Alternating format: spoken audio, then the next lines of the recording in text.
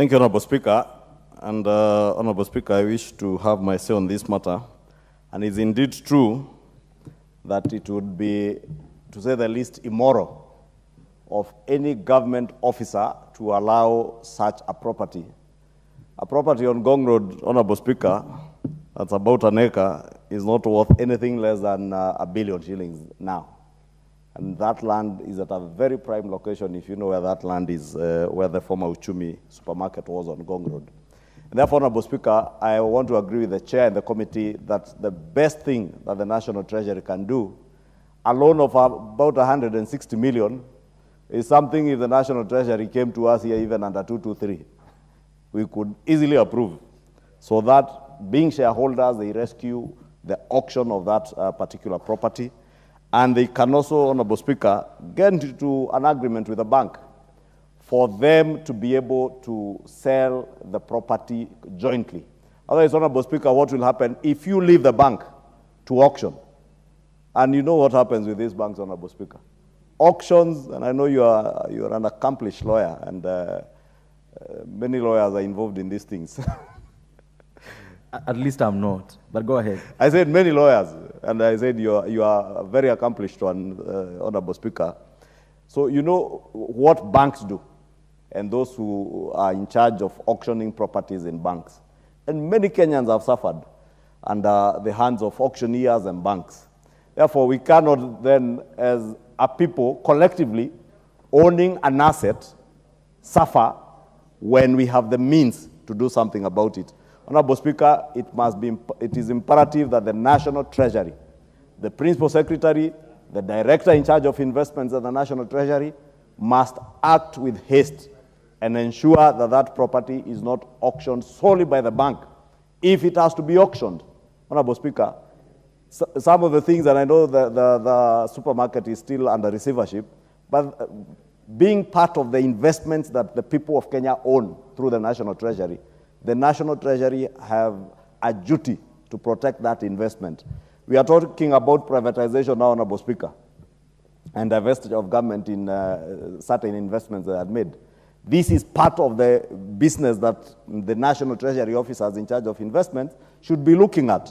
How do you secure the investment that we put in Uchumi as a government and as a people of Kenya by ensuring that you do not lose value in it by having it being auctioned by a bank at a throwaway price? Because ordinarily, what they will do is the bank officials and auctioneers will collude. And in actual sense, in most cases, it is bank staff who end up buying properties being auctioned through collusion of their officers and auctioneers. Honorable Speaker, when the loan is 165, you will find them going to say that the reserve price is 180 to cover their loan and interest and auctioneer fees. And that is what usually happens, Honorable Speaker.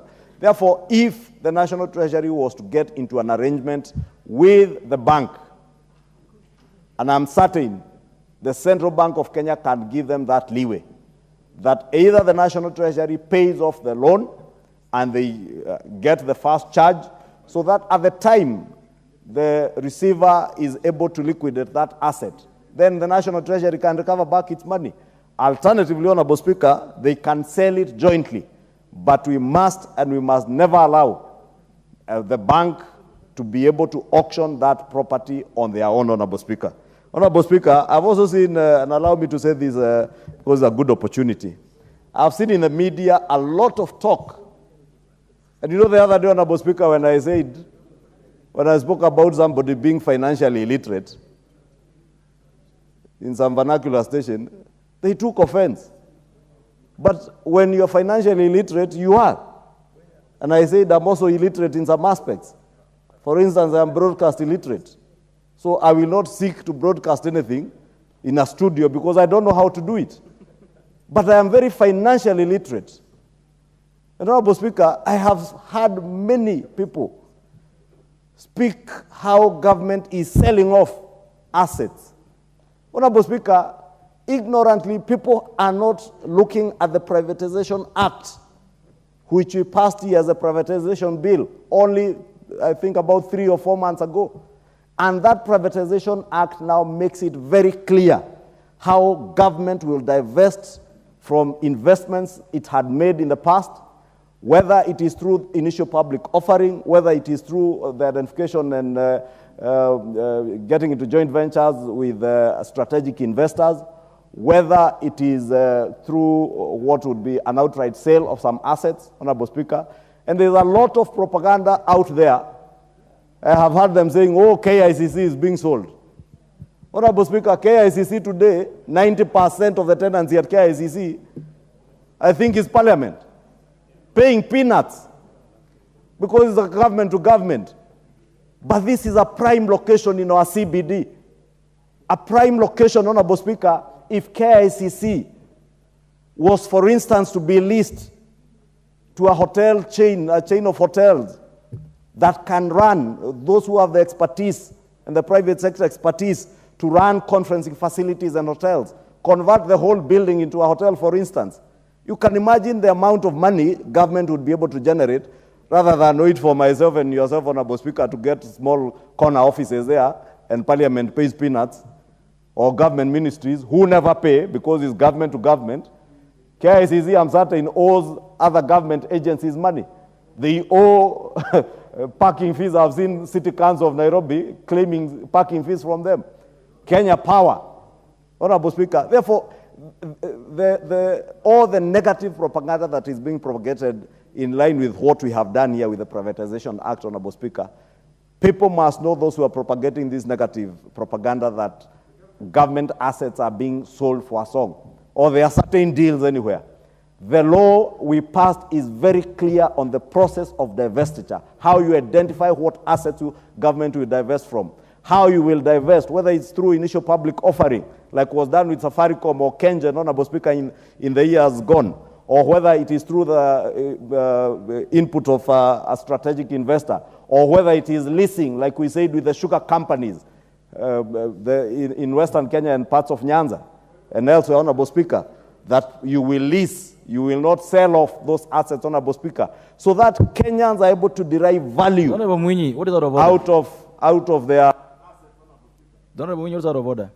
Speaker, the leader of our majority is now engaging in another debate. He was supposed just to contribute towards uchumi and not to delve in the matter, of course, of selling properties of the government. Thank you, Mr. Speaker. Which other debate is this? Thank you, Honorable Speaker. You know, I said, Honorable Speaker, finance is difficult. And to understand divestiture, investments, may be difficult for many people. Don't go there. So, Honorable Speaker, uchumi is an investment in Kenya. And, Honorable Speaker, allow you to insinuate anything against Honorable Mwinyi. You are doing very well. It is a chair of finance who is insinuating things from my back. I hope the Hansard is not capturing what he's saying, because I can hear him saying certain things about finance and law, Honorable Speaker. But I was saying, it is divestiture, investments, all these things are related, and that's why I veered off, Honorable Speaker, to speak about divestiture through privatization, because uchumi, government has shareholding, substantial shareholding in uchumi, and therefore we cannot afford to lose money as people focus on all the wrong things using negative propaganda. People are focusing on KICC.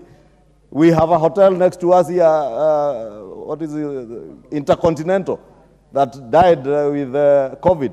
Hilton Hotel. Government has shares in all those assets. Honorable Speaker, you may need to ask yourselves, would that hotel probably be better off being utilized by Parliament than this parliamentary tower that we have built for close to 15 years now? Honorable Speaker, I beg to support, and we must be unequivocal, Honorable Speaker, that the National Treasury must act and ensure that that property is not sold for a song. Thank you, Honorable Speaker.